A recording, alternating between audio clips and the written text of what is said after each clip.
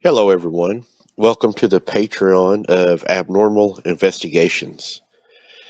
This is one of those stories I could not put on YouTube or on the members only YouTube, as it would violate YouTube policies and I could get a strike, lose my channel, or furthermore, because of the content that this encounter has. And I feel that we can't leave it out to be able to tell the full story.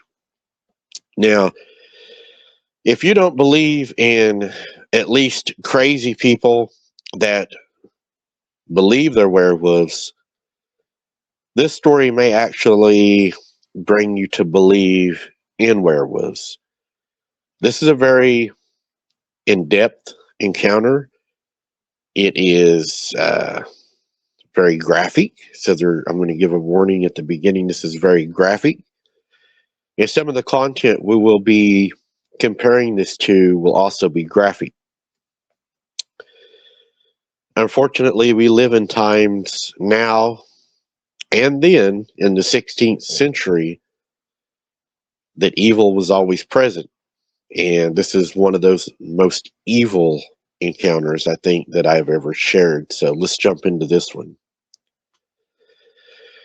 So the name of this suspect was Peter Stubbe. The location where this happened was Bedburg, Germany. Now, just like the encounter in Ohio, London, Werewolf, I think you're going to see some similarities because, as you remember in the Ohio, London video, George, the suspected werewolf in that story that I think people suspected as being the werewolf, he was also rumored to have been from Germany and had Nazi connections by the police of that town. So just a little pattern going on already from the beginning of this story. Please excuse me, I'm still battling this bug that's going around in the cold. I am a lot better, but still battling is tough. So in the late 16th century, the town of Bedburg, Germany was terrorized by a diabolical creature that slaughtered its cattle and snatched away its women and children. Remember, the Native Americans spoke of Bigfoot or these creatures, which they say are all the same. You got the spider in the middle, they all come from the spider, but women and children, we know, are what these creatures really, really want. That's what they focus on. All the way to the 411 files, it's highly prevalent that women and children are the ones that are victims to these creatures, and it's sad. So in the late 16th century is whenever all this was happening. We had cattle and women and children, killing them with unspeakable morbidity. The shocked and horrified town people feared that they were being victimized by a raving demon from hell, or just as bad, a bloodthirsty werewolf who lived among them. This is a true story of Peter Stubbe, the werewolf of Bedburg, whose crimes plunged a German town already beset by political and religious turmoil into unimaginable nightmare, and whose heinous murders rival any bloodthirsty, vengeful, gruesome slasher movies of today. Now, in Bedburg, 1582, Peter Stubbe, also documented as Peter Stubbe, Peter Stubbe, Peter Stube, and Peter Stumps, as well as aliases of Abel Griswold and Abel Griswold and Ubel Griswold, was a wealthy farmer in the rural community of Bedburg, located in the electorate of Cologne, Germany. This community knew him as a pleasant enough widower and a father of 2 adolescent children, whose wealth ensured him a measure of respect and influence. But this was Peter Stubbe's public face. His true nature erupted through some black scar on his soul to satisfy a bloodlust when he donned the skin of a wolf. I got to call something out on this real quick while we're talking about this. Last night I was watching PRT, and he made the comment that we are not sheep, that we are all wolves. And that couldn't be the furthest thing from the truth, because the Bible warns us of the wolves. We are the sheep. And if you're a Christian, the Lord Jesus Christ is our shepherd. So that kind of bothered me, and this kind of reminded me of that. So at the time, Catholicism and Protestant ways were at war for the hearts and minds of the populace, which brought invading armies from both faiths to Bedburg. There were also outbreaks of the dreaded Black Plague.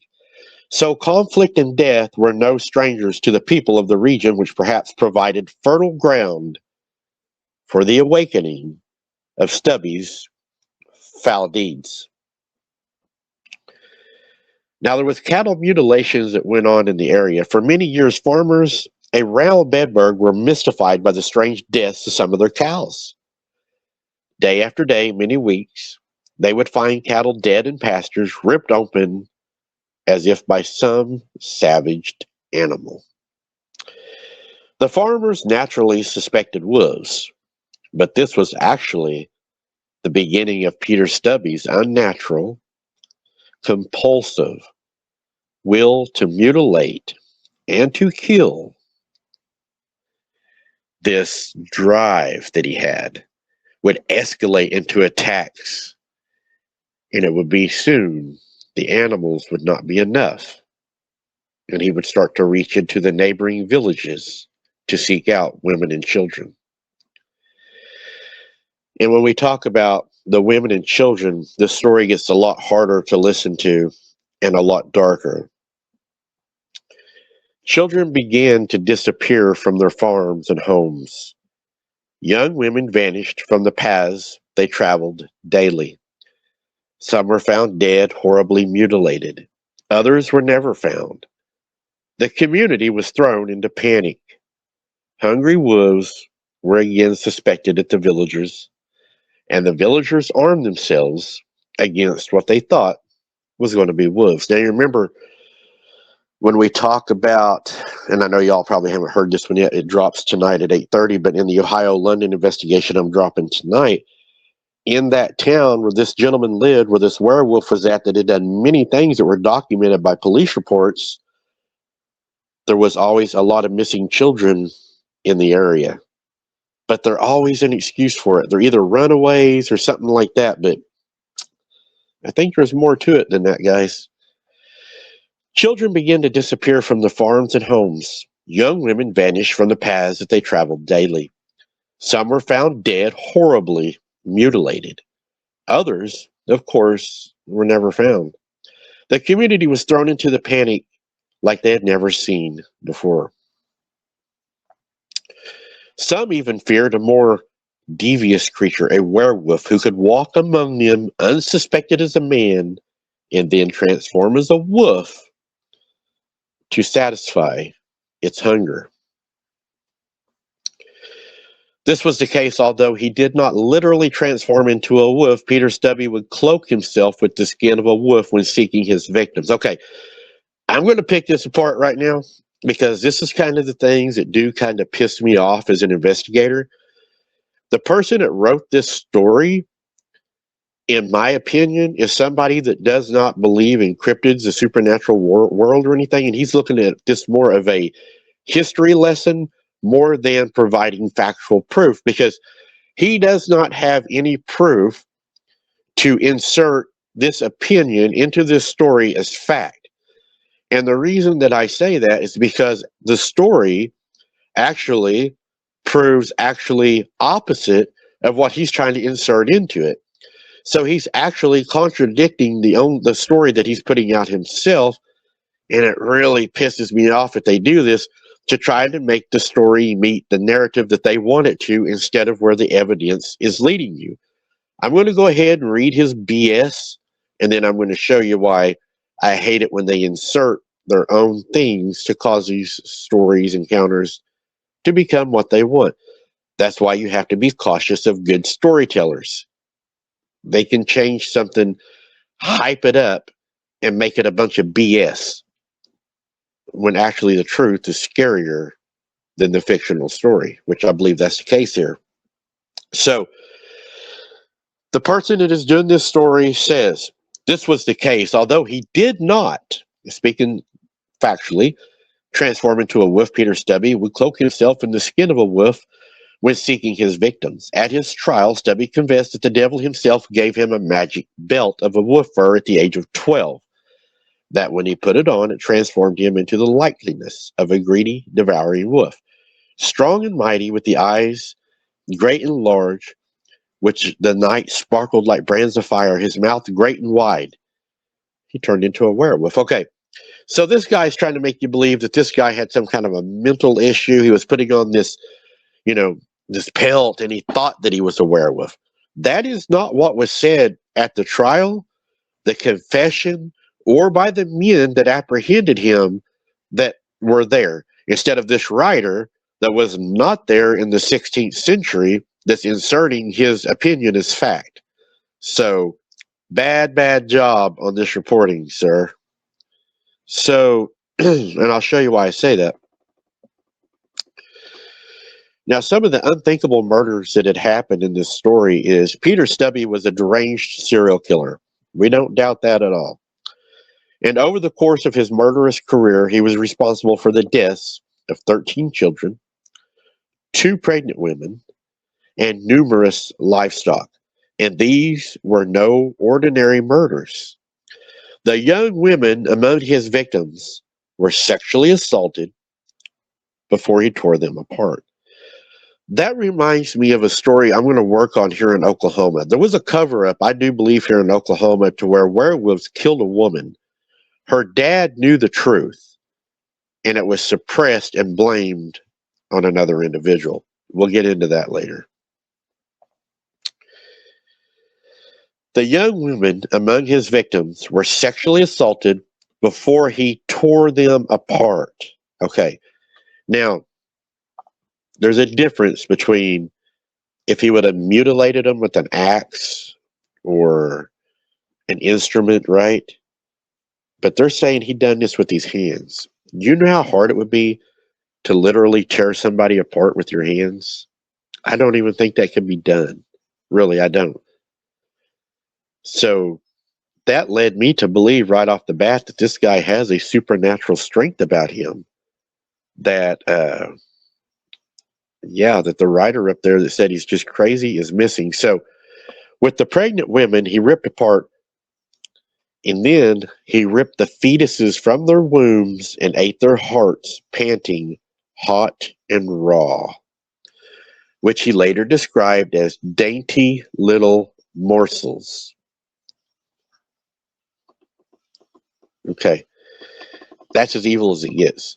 And you'll remember there was a guy that was interviewed that was an abortionist that, in my personal opinion, was possessed because he said he loved ripping babies apart and he loved killing them, and he would stand before God for judgment for doing it, but he would continue to do it because he loved it.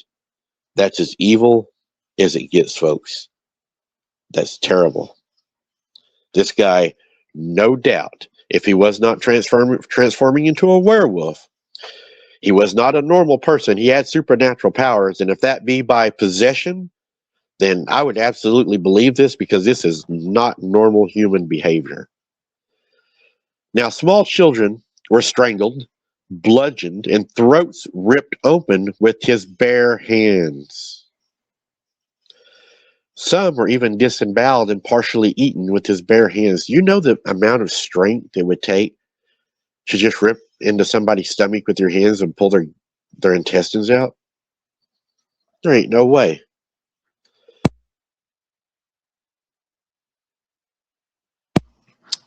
Unless you have supernatural power. In one instance of a triple murder, Stubbe saw 2 men and a woman walking just outside of the city walls of Bedburg. He crouched hidden cut of sight behind some brush. He called out to one of the men by name with the pretense that he needed help with some lumber. When the young man joined him out of the sight of the other, Stubby bashed his head in. When the man didn't return, the second young man went looking for him, and he was likewise killed. Fearing danger, the woman began to flee, but Stubby managed to catch her. The men's battered bodies were later found, but the woman's never was, and later Stubby would confess to raping, killing, and eating her body completely, bones and all. How many humans do you know that could eat a full body, bones and all? I don't think our teeth would do that. I don't think we have the jaw muscle to do that. Unless we was like a canine creature at the time that was oversized. At least one child was lucky enough to escape the attack. Several children were playing in the meadow among some cows. Stubby ran after them, grabbing one small girl by the neck. Grabbing her by the neck. As the other children ran away, Stubby tried to rip her throat out, but his fingers were prevented from doing so by her stiff, high collar. This gave her time to cry out. This cry altered the cattle, which, fearing the safety of their calves, charged after Stubby. He released the girl and fled. The girl survived. It is not known if she or any of the other children were able to identify Stubby. Perhaps his most fiendish murder he reserved for his own family. Stubby had relationships with his family and his sister and his own daughter, whom he impregnated. He also murdered his son, his firstborn. Stubby led the boy into the forest, killed him, then ate his brains. Okay, so I'm going to stop the story right there, and I'm going to tell y'all some native beliefs on this that I have. I'm going to insert my opinion here. So, whenever I done the Girl Scout murders and spoke to the shaman, they explained to me that a shapeshifter, skinwalker, depending on how strong they were, depended on how close of a bloodline that they would sacrifice. If you sacrifice the bloodline closest to you, the stronger you are. Stubby, as you can see right here, murdered his own son. And I think this is going to play into the native legends, because even though the writer of this story tries to present the story as this guy has mental disabilities and is psycho, and which I believe all that, but he paints it as this man is not doing any kind of transformation. Okay? I think there's other things that would argue that. And one of the things I believe that would argue that is because he killed his own son, and later on you're going to see why I got mad whenever he said that there was not a change that went on, because that totally contradicts the people that caught him in the confession. So we'll get on to that. Now, by definition, Peter Stubbe was a monster. We know that, right? So yet, all the while he remained unsuspected by the townspeople,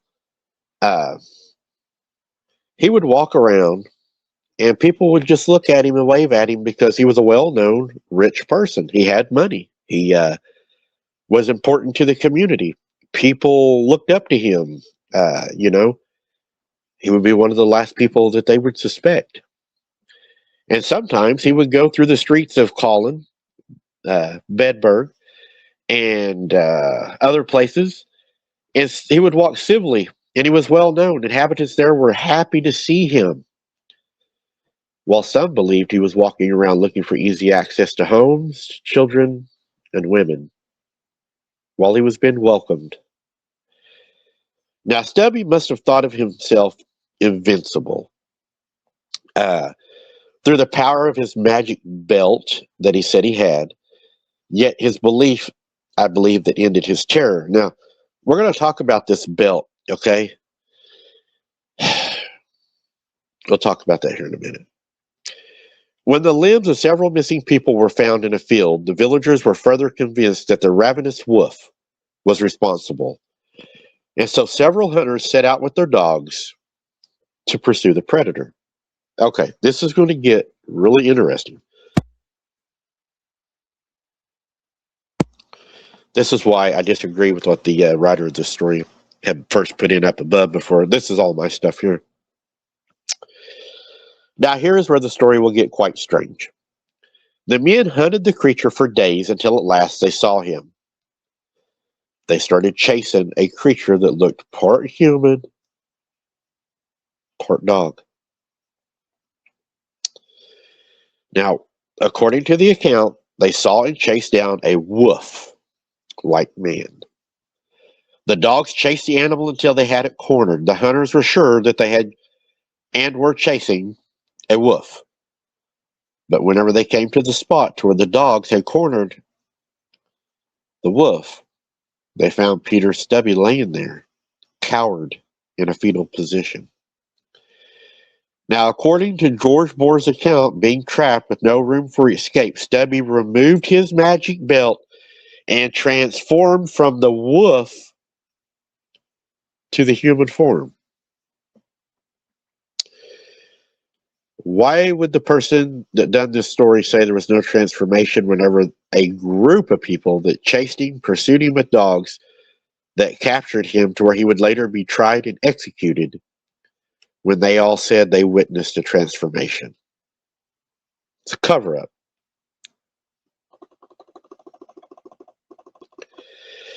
At first, they disbelieved with their own eyes. After all, Stubbe was a respected longtime resident.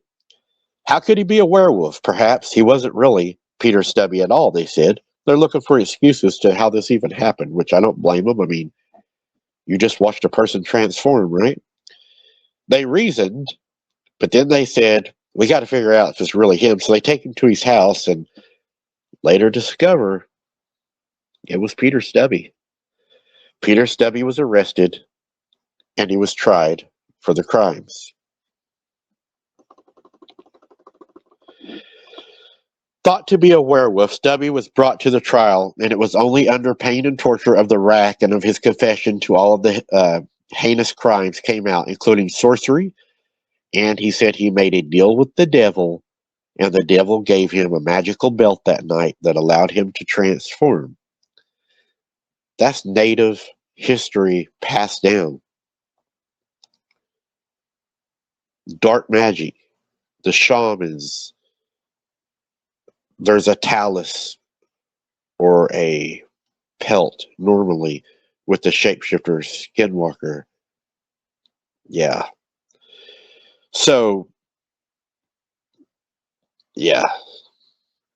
The fact that has led some researchers to believe Peter Stubbe was in fact possibly a werewolf.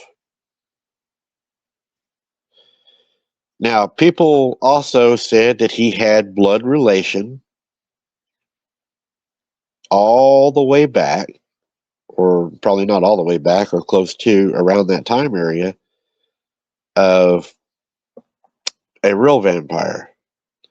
So I don't know if that's true. That was just some speculation that people had, thought up. So the main question is, out of all this happening, and we know that women and children are always what are, at the most risk.